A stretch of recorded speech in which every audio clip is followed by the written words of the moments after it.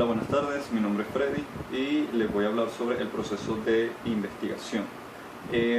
Para dar explicación a esta temática nos vamos a enfocar en tres autores principales, que es Monjes 2011, Arias 2012 y Hernández Fernández y Baptista del 2004. Entonces, para realizar un proceso de investigación se lleva a cabo a través del método científico. Y eso es independiente de si la metodología es cuantitativa o cualitativa. El proceso general o la estructura general del trabajo es de la misma forma tanto en una metodología como en otra. Las variaciones de esta metodología es de acuerdo a la forma de la redacción o también a los instrumentos, al análisis de la información. Pero la estructura general de un trabajo de investigación es igual tanto para la metodología cuantitativa como la cualitativa. Entonces, para comenzar un proceso de investigación se necesita comenzar por el problema. Para hacer un problema, o el problema básicamente, nace cuando se desea conocer o verificar o cuando se desconoce una información. De esa manera nace. Y el problema debe tener algunas características que, según Monge 2011, el problema debe estar formulado claramente, es decir, que se entienda cuál es el problema. No se debe confundir tampoco con el objeto de estudio de la investigación. Se debe conocer específicamente cuál es el problema y cuál es el objeto de estudio. Y el problema debe estar claramente delimitado, o sea, es decir, no debe ser tan general de modo que se preste para ambigüedades, sino que debe estar muy bien delimitado. A su vez, también el problema hay cinco formas en que se manifiesta un problema. La primera es desconocimiento de información. Cuando realizamos un trabajo de información, al momento de ver cuál es el problema es porque no se conoce una información específica. La segunda es porque hay lagunas de información, es decir, se tiene conocimiento de una parte de la información, pero se desconocen muchas otras. La tercera son contradicciones, que existan varios estudios en que unos estudios afirman una cosa, otros estudios afirman otra cosa muy diferente. Entonces esas contradicciones llevan a manifestar un problema teórico en cuanto a lo que se desea investigar. La cuarta forma es cuando existen hipótesis que aún no han sido probadas. Es decir, a través de las investigaciones de origen teórica surgen algunas hipótesis, surgen algunos resultados, algunas conclusiones, pero para poder llevarlas a cabo esas hipótesis se necesitan otras investigaciones de tipo experimental para poder comprobar que esas investigaciones teóricas son ciertas. Y por último también, ¿qué otros fenómenos explican esa información? Porque siempre las investigaciones arrojan unas conclusiones, pero también arrojan unas limitaciones. Entonces, posiblemente, abordando esas limitaciones, puedan darse a conocer algunos otros fenómenos que no se tuvieron en cuenta en esos estudios para dar a conocer esa información. Buen día, mi nombre es Nihar Ami y les voy a hablar sobre el criterio de selección de problemas. La selección de problemas es un paso clave para empezar la investigación, para tener claro hacia dónde vamos y hacia dónde debemos dirigirnos. Monge en el 2011 hace referencia a establecer las siguientes condiciones que se deben estudiar utilizando los siguientes pasos. Él lo coloca en 7 pasos. El primero, se trata de establecer el área, fenómeno o situación que necesita ser estudiada. Esto como punto de partida de la investigación puede ser las problemáticas que demandan soluciones como la situación de embarazo precoz en niños y adolescentes. El segundo paso, seleccionar el tema general a estudiar. Esto parte de los primeros criterios, de allí nace la idea de dar respuesta a la problemática o a completar una teoría o investigación existente, partiendo de ese escenario, seleccionando el tema. El tercer criterio, realizar la primera revisión bibliográfica sobre el tema. De esto se trata de evaluar las sugerencias o percepciones de investigaciones anteriores. Posteriormente, la revisión bibliográfica, en esta se evalúan y se comparan los antecedentes e investigaciones previas. En el cuarto criterio, limitar el problema. En esto se define el alcance de estudio a una comunidad específica y se define cómo esta investigación servirá como punto de partida para otros estudios relacionados con el tema seleccionado. En el quinto criterio, realizar la revisión bibliográfica.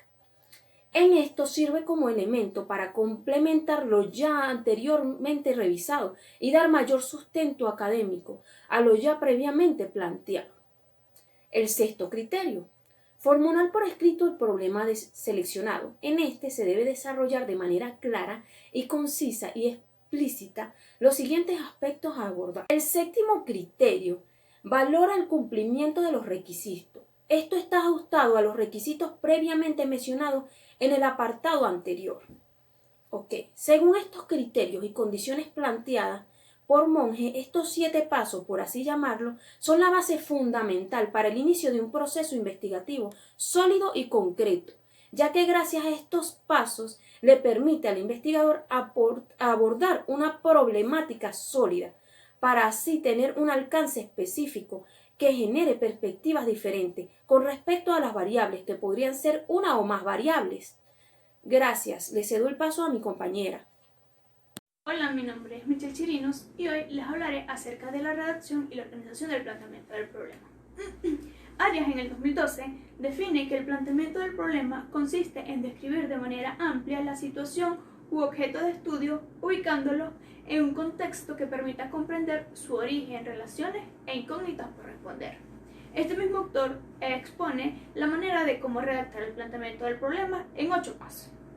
El primer paso es que debe existir la posibilidad de ser respondido mediante el proceso empírico, es decir, por medio de una experiencia adquirida a través de nuestros sentidos, algo que se pueda ver, tocar o captar. Un problema como la existencia de la vida después de la muerte hasta el presente no ha sido resuelta de forma empírica. El segundo paso es que la respuesta a la pregunta debe aportar un nuevo conocimiento. El tercer paso es que debe referirse al comportamiento de una variable. El cuarto paso es que puede implicar una relación entre dos o más variables. Quinto paso es que se recomienda formularlo de manera interrogativa, ya que cuando no se sabe algo simplemente se pregunta. Como sexto paso es que la redacción de las preguntas deben obviarse términos que involucren juicios de valor, como por ejemplo bueno, malo, agradable o desagradable. En séptimo lugar, el séptimo paso es que la pregunta no debe originar respuestas como un simple sí o no. De ocurrir esto, la interrogante deberá de ser reformulada. Y como octavo y último punto, como paso, es que la pregunta debe estar delimitada, es decir, incluirá con precisión el espacio, la población y el tiempo o periodo en el que se refiere. Seguidamente, les hablaré acerca de la organización del planteamiento del problema. En cuanto a la organización del planteamiento del problema, Hernández, Fernández y Batistas en el 2004 opinan que los elementos para plantear un problema son 3 y están relacionados entre sí. 1. Los objetivos que persigue la investigación. 2. Las preguntas de investigación. Y 3. La justificación del estudio. Esto es independiente del momento en que se desarrolle y se obtenga bajo un esquema deductivo o inductivo. A continuación, desarrollaré cada elemento. Objetivos de la investigación. En primer lugar, es necesario establecer qué pretende la investigación y cuáles son sus objetivos. Hay investigaciones que buscan ante todo contribuir o resolver un problema en especial y otras que tienen como objetivo principal el probar una teoría o aportar evidencia empírica a favor de ella.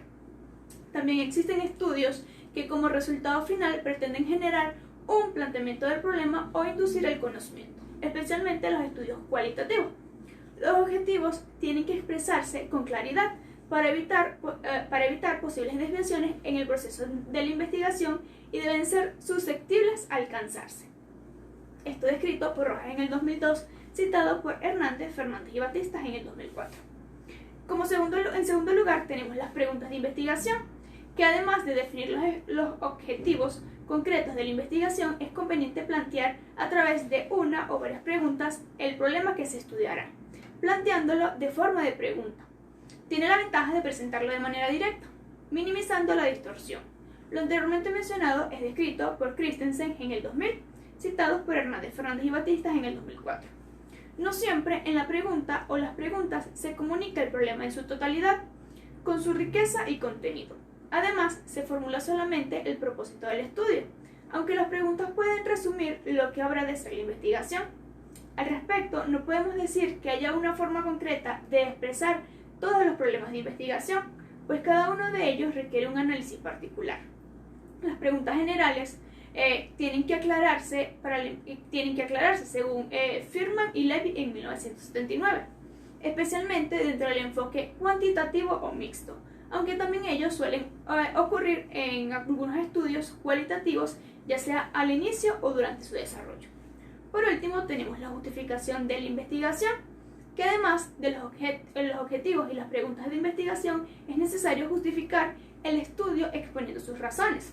La mayoría de las investigaciones se efectúa con un propósito definido, no se hace sumamente por capricho de una persona, y este propósito debe ser suficientemente fuerte para que se justifique su realización.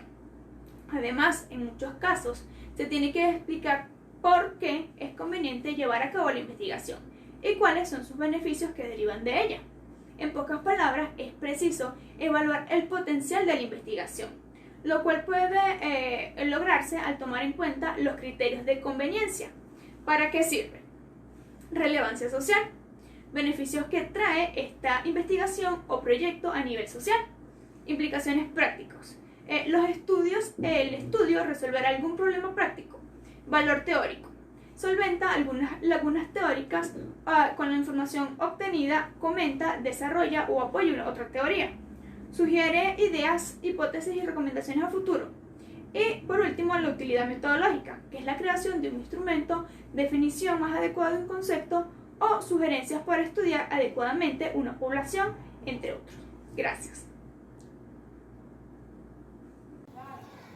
Hola, mi nombre es Mayra Gotoco y voy a hablarles acerca del uso de lo que es la inducción, la deducción, el análisis y la síntesis al momento de redactar un planteamiento del problema o una investigación como tal. Pudiésemos decir que cada uno de estos métodos le permiten al investigador ir más allá de un conocimiento superficial. Es decir, le permiten explicar hechos, profundizar acerca de las relaciones que hay dentro de este fenómeno y además de esto, dar una interpretación conceptual adecuada y acertada. Cuando hablamos de inducción, nos referimos a un hecho que va de lo particular a lo general. Es decir, que yo al hacer observaciones en un ambiente determinado, voy a poder entonces realizar conclusiones que se extiendan a otros contextos o a otras realidades. Por su parte, la deducción es todo lo contrario, va de lo general hasta lo particular. Es decir, que cuando yo logro analizar o andar en formulaciones que se conocen, puedo llegar a determinar principios que se desconocían, pero cada uno de estos principios se aplican solamente a ese contexto y realidad que yo estoy observando. Cuando hablamos de la síntesis y del análisis, podemos decir que estas dos van de la mano, porque bueno, ciertamente el análisis me permite estudiar y observar un hecho en particular, y a su vez esta observación me permite entonces descomponer este todo en cada uno de sus elementos para yo poder comprender cuáles son las relaciones que hay entre cada uno de los elementos que componen este todo y asimismo determinar cuáles son las variables que se relacionan entre sí. Por su parte, podemos decir entonces que la síntesis parte de esta comprensión, porque ciertamente cuando ya yo conozco la realidad, la naturaleza de este fenómeno que estoy estudiando, que estoy abordando, pues voy a conocer cuáles son esos elementos esenciales y cuáles son las relaciones que hay en él. Y esto me permite tener entonces la comprensión o un conocimiento general y simplificado, ¿okay? Acerca de este fenómeno. Asimismo, podemos decir que la síntesis viene a ser el volver a construir, el volver a integrar, Una vez que, bueno, yo por medio del análisis descompuse los elementos, bueno, por medio de la síntesis yo voy a reintegrar nuevamente cada uno de estos elementos y voy a desechar aquellos que realmente no me explican o no son imprescindibles para comprender el fenómeno o la realidad que estamos estudiando. Entonces, la síntesis me permite eso, desechar todo aquello que no es relevante y que no aporta a la naturaleza real de lo que estoy investigando. Ahora, ¿qué importancia tiene cada uno de estos procesos de pensamiento? Bueno, principalmente que le van a hacer posible al investigador ser más competente en el área que está estudiando, al momento de comprender, de ahondar, de poder explicar el fenómeno. Y además de esto, que cuando pueda hacer las conclusiones, pueda hacer las recomendaciones sobre otras investigaciones, incluso de la propia, van a poder ser un poco más acertadas y ajustadas a la realidad de lo que está estudiando. Saludos, mi nombre es Estefania León y les voy a hablar sobre la redacción de los objetivos de la investigación en el paradigma cualitativo y cuantitativo. En primer lugar, es importante destacar que cuando se inicia un proceso de investigación se debe delimitar cuáles van a ser los alcances del mismo, ante lo cual surgen los objetivos de estudio. Para esto, Monge define que son aquellos que expresan un resultado conforme se realice el proceso de investigación. Ahora bien, también establece que existe una clasificación para los mismos, siendo, en primer lugar, el objetivo general y en segundo, el objetivo específico. El objetivo general lo establece como aquel que expresa el resultado total de lo que va a ser ese estudio.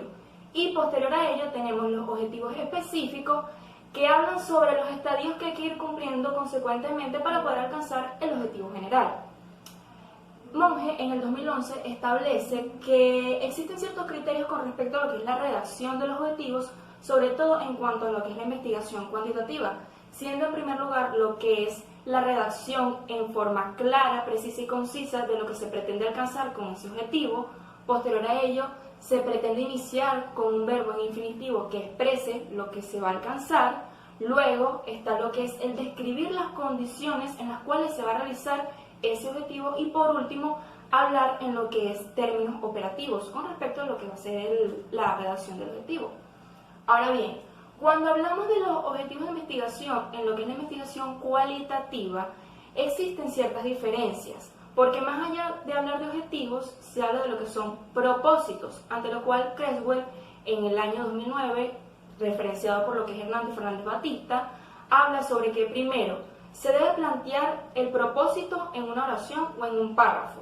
Segundo, se debe mencionar a los participantes del estudio. Tercero, se debe hablar de aquello que se va a estudiar de una manera concisa, es decir, de un solo fenómeno, porque por lo general en lo que es la investigación cualitativa se pretende desglosar y conforme se va realizando la investigación es que se van encontrando ciertos hallazgos o se van alcanzando ciertas metas. También hacer uso de verbos que tengan términos flexibles para dar apertura a lo que es la investigación cualitativa y también emplear palabras que permitan o que establezcan esa flexibilidad al momento de desarrollar todo lo que es la redacción del objetivo en concreto.